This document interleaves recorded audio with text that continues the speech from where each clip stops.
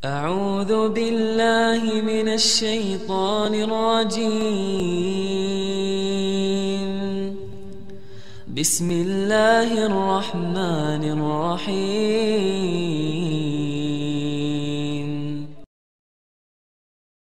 Malam takbiran walitukabbirullaha ala ma hadakum wala'allakum tashkurun. Mereka lantunkan takbir, bertakbir kepada Allah Subhanahu wa taala atas anugerah. Sudah selesai tugas kita, sudah menjalani tugas dengan sebaik-baiknya, sudah menjalani perintah-Mu ya Allah. Kami sudah menjalankan salat tahajud, sudah kami alhamdulillah khatam Al-Quran berkali-kali, sudah kami bermunajat, sudah kami memohon Allahumma innaka afuun tuhibbul afwa fa'fu anni atau anna. Berarti wala'allakum tashkurun. Ujung Ramadan, apalagi saat menyambut hari raya Idul Fitri, termasuk hari syukur. Hari syukur kenapa?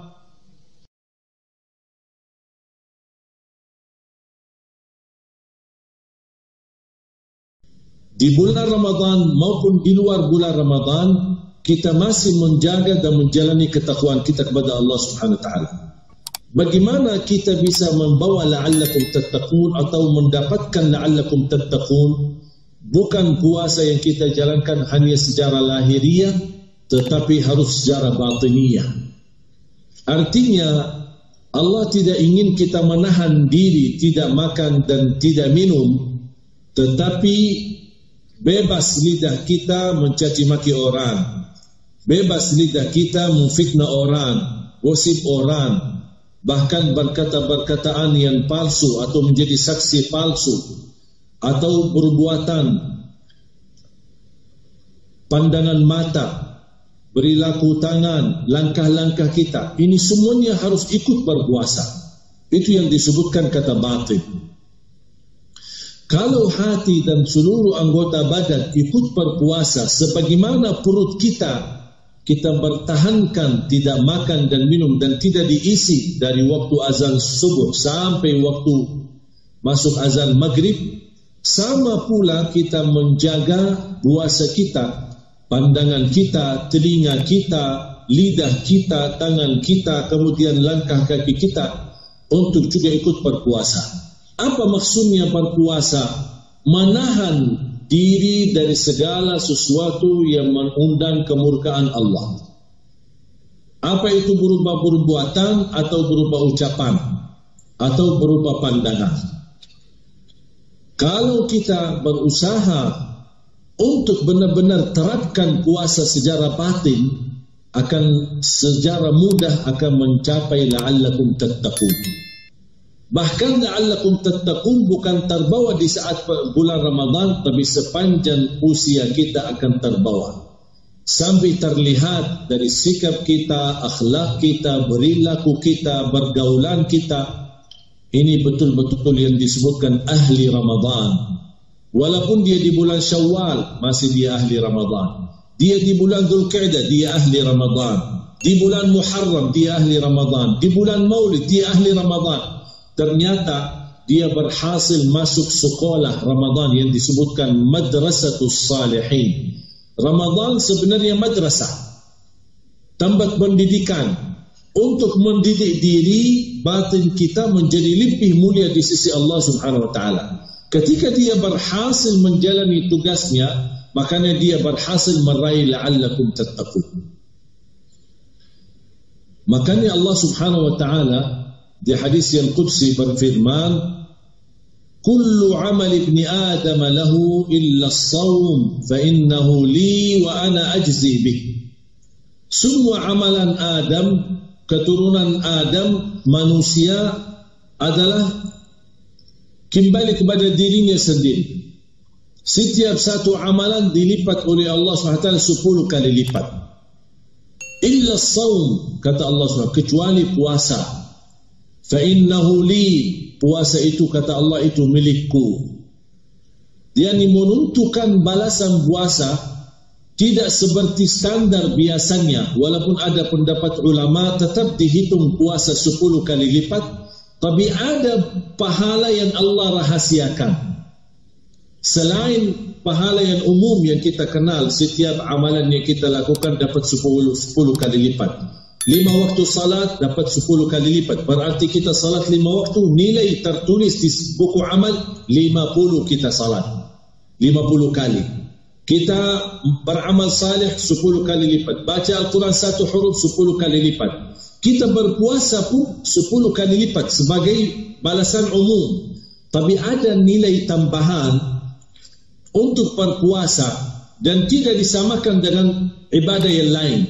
Hanya berpuasa memiliki pahala yang tanpa batas yang Allah rahasiakan balasan. Fala ta'lamu nafsun ma ukhfiya lahum min qurrati a'yun. Tidak ada jiwa pun yang bisa kenal apa balasan Allah yang akan menenangkan hati-hati hamba-hambanya atas apa yang mereka telah kerjakan selama mereka berada di dunia. Dan saya perhatikan ketika membaca hadis qudsi, illa as-shaum fa innahu li wa ana ajzi bih.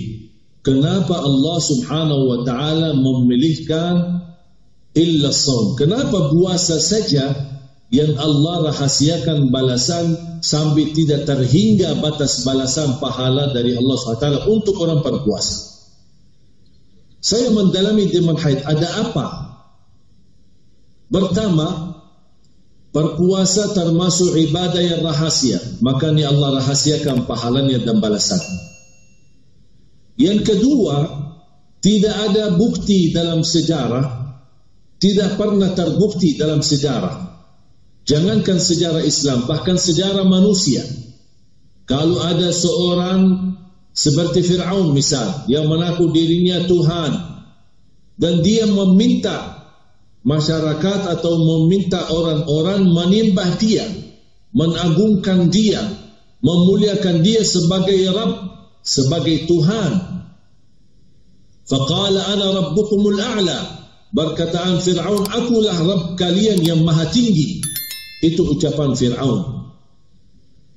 Dan semua orang-orang yang mendahului Fir'aun atau datang setelah Fir'aun yang menganggap dirinya sebagai Tuhan, memiliki kemampuan, memiliki kekuasaan, seperti Namrud berketika-ketika menghadap Nabi Ibrahim dan dia berkata, saya mampu menghidupkan orang dan mematikan orang, dan banyak berdebat bersama Nabi Ibrahim persoalan itu, mengaku dirinya sebagai Tuhan. Subhanallah, semua ketika mereka yang mengaku dirinya sebagai Tuhan, mereka minta disembah daripada Allah Subhanahu wa ta'ala. Beribadah kepada mereka, bukan kepada Allah, karena mereka adalah Tuhan mereka atau Tuhan kalian, sebagaimana yang diucapkan oleh mereka. Tetapi mungkin seorang yang merasa dirinya Tuhan atau mentuhankan dirinya kepada manusia, dia bisa kontrol orang-orang berikutnya. Ketika dia menimbah, harus dia bagaimana bersujud untuk orang tersebut, bagaimana bersujud untuk rajanya, bagaimana bersujud untuk Fir'aun, bagaimana. Mungkin kalau dia tidak mau bersujud di hadapan Fir'aun atau di hadapan orang-orang yang mengaku dirinya sebagai Tuhan, pasti akan ketahuan.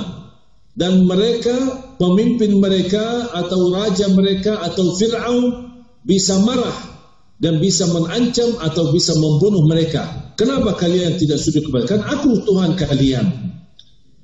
Tapi subhanallah, ada satu ibadah yang mereka sepanjang sejarah yang disebutkan orang-orang yang mengaku dirinya sebagai Tuhan, ada satu hal yang mereka tidak mampu menguasainya, tidak mampu membantaunya, tidak mampu mengontrolnya, adalah puasa. Ketika ada seorang dari rakyat mereka disuruh berpuasa, orang tersebut bisa membatalkan puasa tanpa ketahuan oleh siapapun. Dan tidak mungkin seorang seperti Fir'aun yang merasa dirinya Tuhan, yang merasa dirinya memiliki kekuasaan yang amat besar dan dahsyat, tidak mungkin dia mampu mengirimkan petugas mendampingi setiap orang dari rakyatnya supaya dia betul termasuk ibadah puasa untuk Fir'aun, bukan untuk Allah. Mana orang-orang yang merasa dirinya hebat dan memiliki kemampuan seperti ini. Makanya kata Allah di hadis qudsi, illa shaum, yang bisa tahu hakikat puasa kita bukan manusia yang ada di samping kita, bukan orang mengaku dirinya sebagai Tuhan, bukan orang penguasa, tetapi yang tahu hakikat puasa kita adalah Allah Subhanahu wa taala. Makanya Allah berfirman, illa shaum fa innahu li, puasa itu milikku dan akulah yang akan membalas dengan balasan yang tidak dibatasi.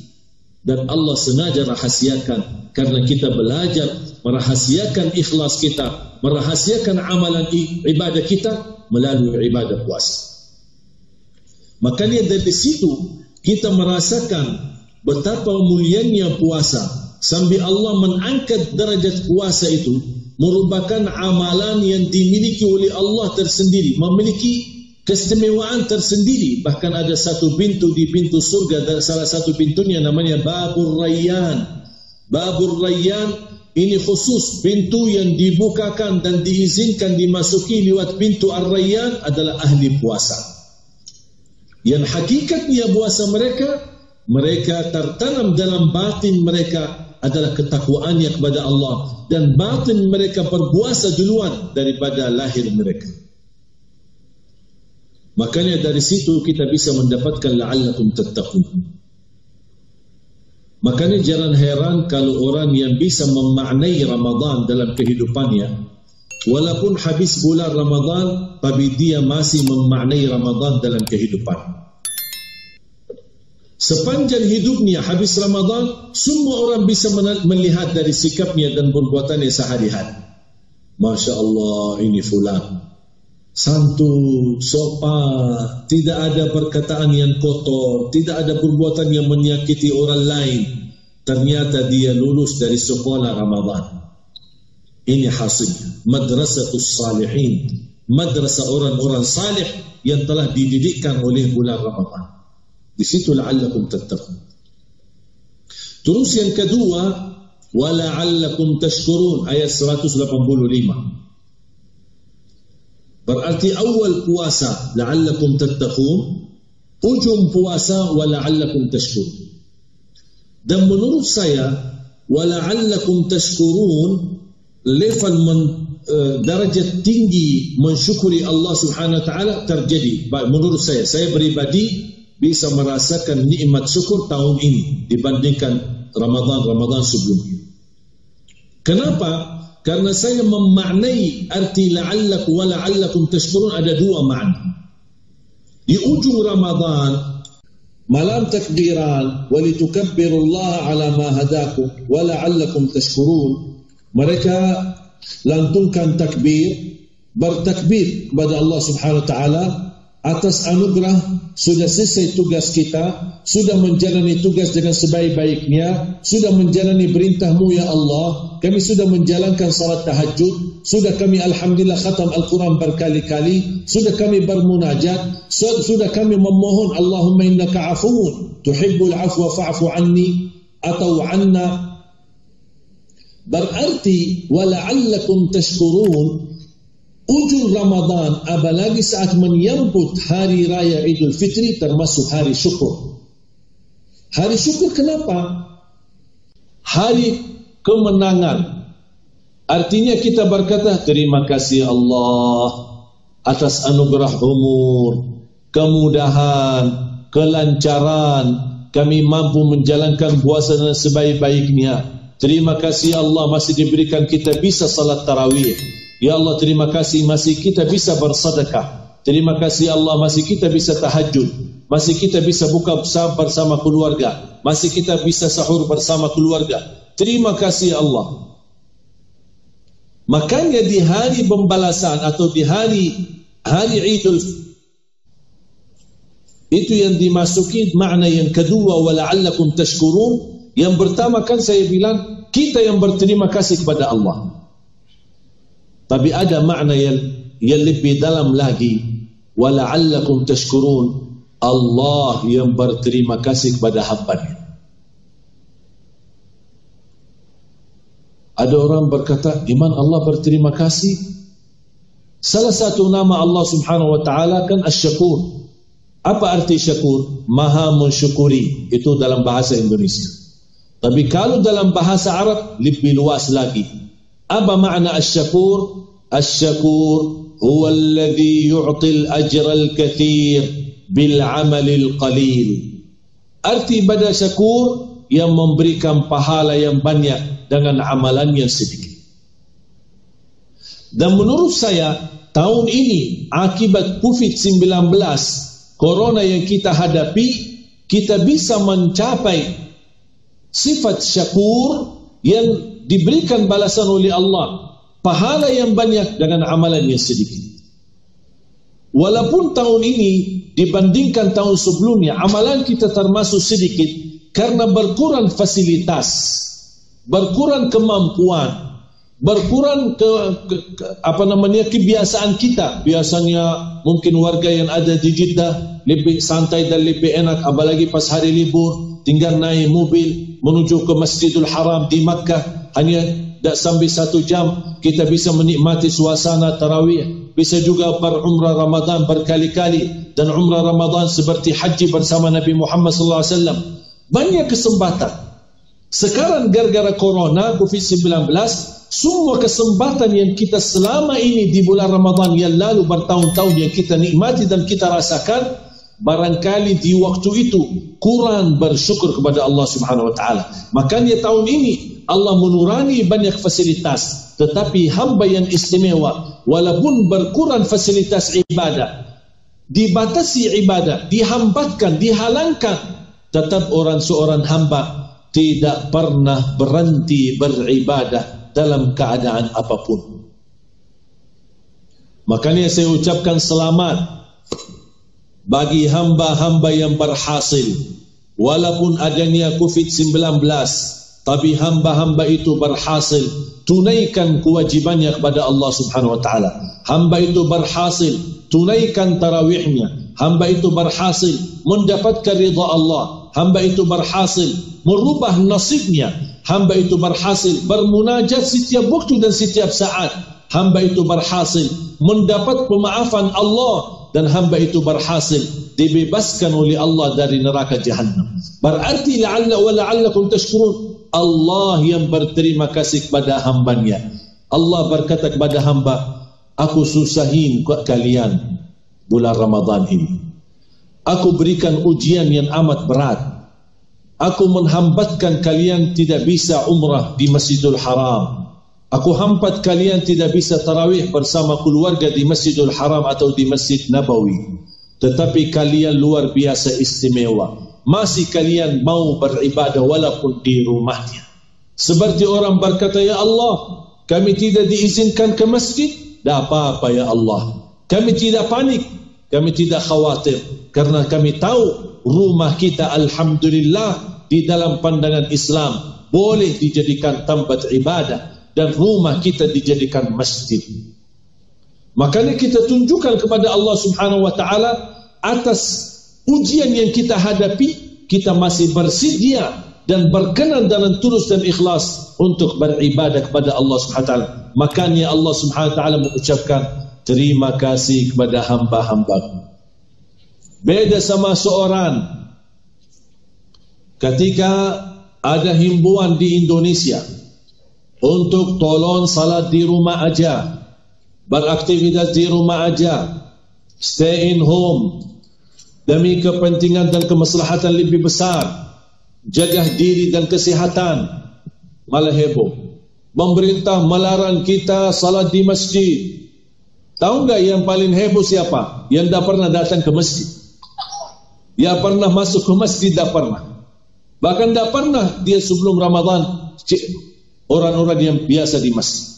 Itu yang paling heboh. Makanya jemaah sekalian, kita harus melalui ujian. Menurut saya ujian yang Allah kirimkan ini, menurut saya adalah tes. Allah ingin tes siapa di antara kita yang mukmin sama munafik. Siapa di antara kita yang serius beribadah walaupun dalam kondisi ujian, dan siapa yang bisa menjadikan ujian ini alasan untuk malas beribadah. akan ketahuan, terbongkar semuanya. Makanya saya ucapkan selamat kepada jamaah yang lulus ujian. Selamat bagi jamaah yang berhasil mendapatkan pujian dari Allah Subhanahu wa taala, dan tunggu hari raya Idul Fitri akan Allah turunkan malaikat memberikan berita gembira, hambaku selamat bebas dari neraka Jahannam. Itulah makna wala'allakum tashkurun. Makanya jemaah sekalian, harus kita renungkan fikiran kita. Apalagi mungkin kita di Indonesia masih bebas. Kalau di Arab Saudi terasa betul COVID-19, terasa beraktivitas tidak semudah sebelum Corona dan COVID-19. Apalagi di masa yang akan datang, saya mendapatkan berita sampai akan lockdown total 24 jam, tidak bisa kemana-mana. Berarti kita masih diberikan kemudahan, masih kita merasa santai. Sambil saya kalau keluar mau isi acara di TV One, lewat jalan, lewat pasar, luar biasa ramai. Nampaknya kita masyarakat Indonesia merasa diri anti corona. Mungkin itulah yang disalahfahamkan oleh masyarakat, berdamailah dengan corona. Bagaimana kita bisa berdamai dengan corona sedangkan corona belum mau berdamai dengan kita? Makanya jemaah sekalian dimuliakan Allah Subhanahu wa taala, harus kita syukuri. Ternyata ujian ini anugerah dari Allah Subhanahu wa taala, agar kita sadari nikmat yang lalu. Ternyata pulang pergi dari rumah ke kantor selama ini nikmat. Beraktivitas silaturrahim itu nikmat. Kita lagi jenuh, makan di rumah, bisa jalan santai, ajak keluarga makan di luar.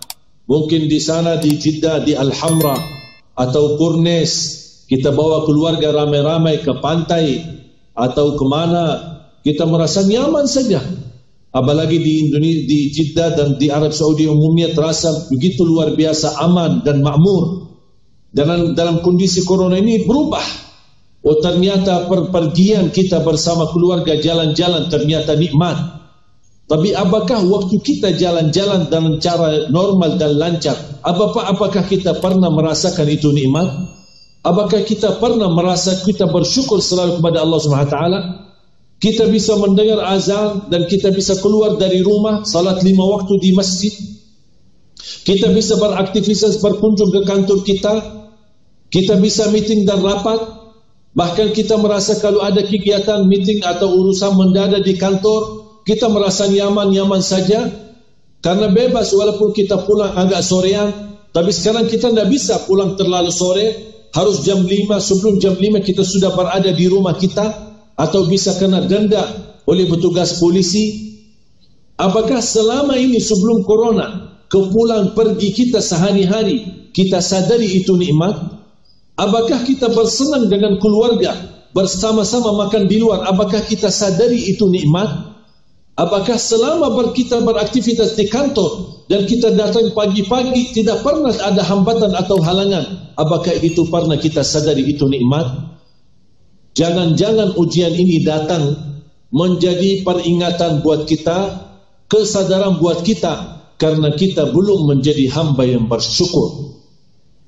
Apalagi kalau kita khawatir, jangan ujian ini datang karena selama hidup kita yang biasa dan normal dan lancar, ternyata kita kufur nikmah. Kufur nikmah artinya kita salah gunakan nikmat atau tidak mensyukuri nikmat yang kita dapatkan. Dan arti daripada syukur, pertama kita sadari ini nikmat dari Allah dan layak dan pantas kewajiban bagi kita untuk mensyukurinya kepada Allah Subhanahu wa taala. Yang kedua, menggunakan nikmat tersebut untuk beribadah kepada Allah Subhanahu wa taala. Yang ketiga, jangan jadikan nikmat itu salah guna. Disalahgunakan menjadi dosa dan maksiat. Makanya ketika nikmat yang Allah berikan, fasilitas yang Allah berikan, kelancaran yang Allah berikan, nikmat sehat, nikmat pandangan, nikmat fisik, nikmat semua, waktu, kebebasan mudah dan keluar masuk rumah, bebas kita ke kantor, dan ini semua kegiatan-kegiatan ternyata kita salah gunakan, bahkan kita salurkan semua fasilitas ini untuk bermaksiat kepada Allah, berdusta kepada Allah.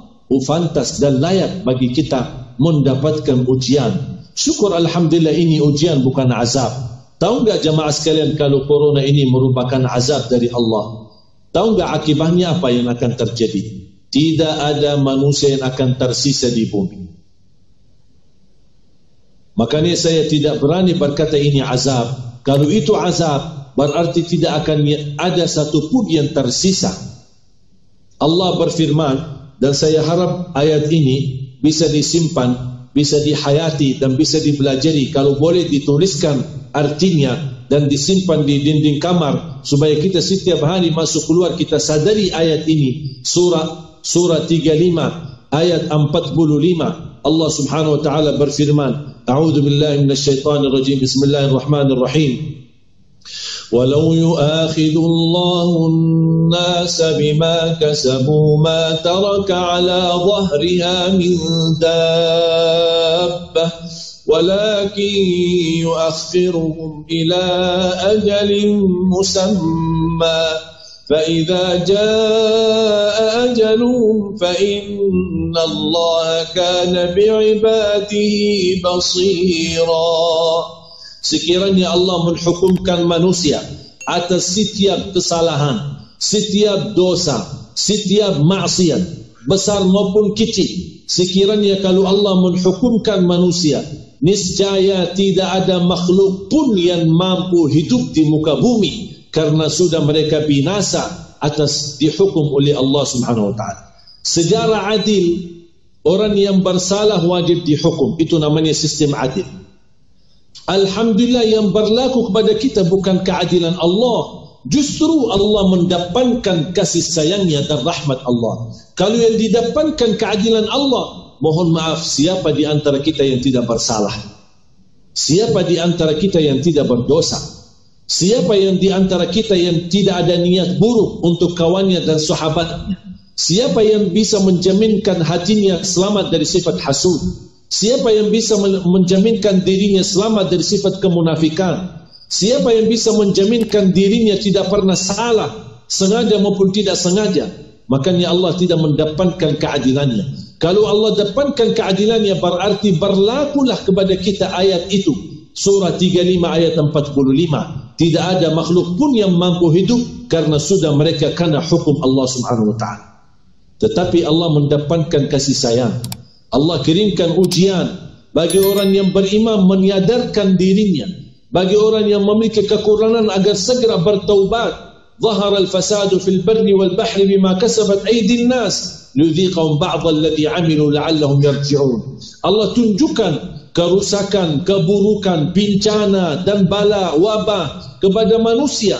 Itu balasan Allah terhadap sedikit perilaku manusia, bukan terhadap semua perilaku, hanya sebagian perilaku manusia. Itulah balasan Allah SWT. Untuk apa ya Allah balasan itu? Untuk apa ya Allah bencana dan wabah ini? Agar manusia segera kembali kepada Allah, agar Allah ampuni dan Allah maafkan mereka. Subhanallah, betapa luasnya kasih sayangnya Allah. Kita yang bersalah, sampai Allah berfirman di hadis yang qudsi, Ya abdi, khairi ilaikum nazik, wa syarrukum ilayya sa'id. Wahai hambaku, kebaikanku selalu aku turunkan kepadamu, tapi selalu kejahatanmu justru yang naik kepadaku. Cuba bagaimana bahasa Allah SWT. Hei hambaku, selalu kebaikan aku curahkan, aku turunkan untukmu, dan selalu kamu balas dengan keburukan dibawa kepadaku, kata Allah SWT. Walaupun di samping perbuatan kita, masih Allah kasih sayang sama kita. Sampai Allah juga berfirman di hadis yang qudsi, Lau balagad ya ibna Adam, lau balagad dhunubuka anana as-sama, thumma astaghfartani, laghafartu laka ala ma kana minka wala ubali. Wahai anak Adam, kalau dosa-dosamu saking banyaknya dan saking besarnya sampai ke lapisan langit, kata Allah, aku akan ampuni semuanya dan aku tidak peduli berapa banyaknya selama engkau istighfar.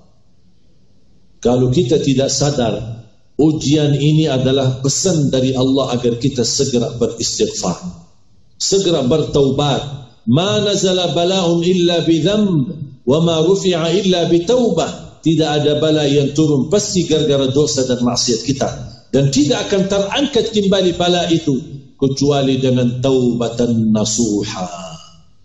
Perlu kita perbaiki hubungan kita sama Allah. Jangan kita hanya mengenal Allah di bulan Ramadan berarti kita menimbah Rabb bulan, tapi yang semestinya kita menimbah Allah, bukan kita menimbah bulan.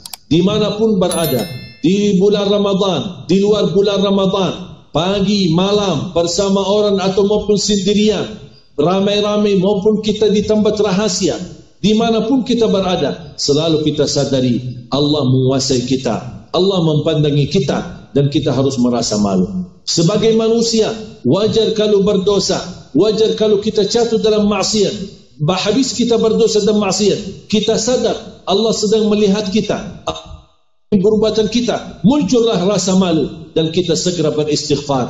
Ingat dan yakini akan Allah segera ampuni dosa kita. Selama kita bertaubat dan beristighfar, Allah tidak bosan mengampuni kita. Kapan Allah bosan mengampuni kita? Kalau kita sendiri bosan memohon ampun kepada Allah Subhanahu wa taala. Makanya jamaah sekalian, di ujung Ramadan ini jangan lupa berbanyak istighfar. Jangan lupa berbanyak Allahumma innaka afuwun tuhibbul afwa fa'fu anni. Jangan lupa kita bersalawat, apalagi malam ini, malam Jumat. Karena kemungkinan besar kalau Sabtu hari raya, berarti malam ini adalah malam terakhir untuk beraktivitas tarawih. Malam terakhir untuk kita berdoa untuk Allahumma innaka afuwun tuhibbul afwa fa'fu anni. Malam yang terakhir untuk kita bisa mendekatkan diri kepada Allah supaya mendapatkan di ujung puasa bebas dari neraka Jahannam. Semoga saya doakan, semoga semua mudah-mudahan segala perjuangan kita di bulan Ramadan ini dengan kekurangan, dengan kemampuan yang sangat terbatas, dengan kebodohan dan juga kejahilan kita, mudah-mudahan Allah terima apa adanya dari segala kebaikan dan Allah ampuni segala kekurangan, Allah maafkan segala kesalahan, dan Allah dalam ujung Ramadan sebagaimana doa seorang salih, Allahumma khtim lana syahra Ramadan biridwanik wal idqa min niranik. Ya Allah, tutupilah Ramadan kami dengan kami mendapatkan ridhamu dan kebebasan dari neraka Jahannam. Amin, amin ya rabbal alamin.